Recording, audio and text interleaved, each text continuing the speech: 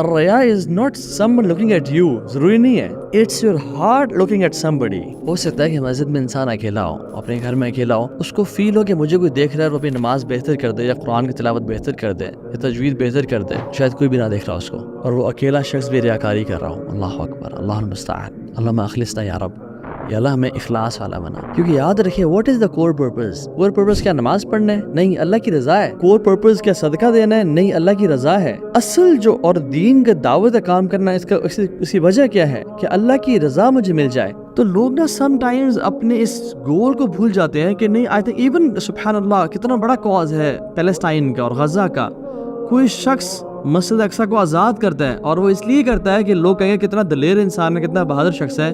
کیا یہ کامیاب ہے؟ آنیسٹلی بتائیں مجھے، ناکام ترین انسان ہے۔ بٹ کوئی شخص اگر صدقہ دیتا ہے اور جہاد کی تیاری کرتا ہے بٹ جا نہیں سکتا، اور راتوں کو رو کے تہجد میں دعائیں مانگتا ہے، شاید وہ زیادہ اللہ کی نظر میں کامیاب انسان بن جائے۔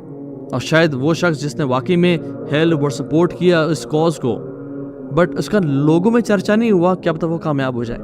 دنیا کے پیراڈائمز، دنیا کے میجرمنٹس بہت ڈفرینٹ ہیں۔ دنیا دیکھتی ہے لائکس اینڈ فالوورز کو اور ریزلٹس کو، اللہ دیکھتا ہے نیتوں کو، دل کو، کہ تمہارے دل میں لوگوں کی واہ واہ تھی، لوگ مجھے دلیر سمجھیں گے، لوگ مجھے غنی سمجھیں گے، لوگ مجھے عالم سمجھیں گے، یا تمہارے دل میں اللہ کی رضا تھی۔ This is how important this issue is, my brothers and sisters. So we need to have a paradigm shift of our lives کہ میں وہ کام کروں جو ایک پبلک کاز بن چکا ہے، اس میں ہر کوئی سپورٹ کرتا ہے، وہ کام وہ باتیں میں کرتا ہوں، یا میں وہ کام کرتا ہوں جس میں شاید مجھے اتنی اپریسیشن نہ ملے بٹ اللہ کی رضا اسی کام میں ہے۔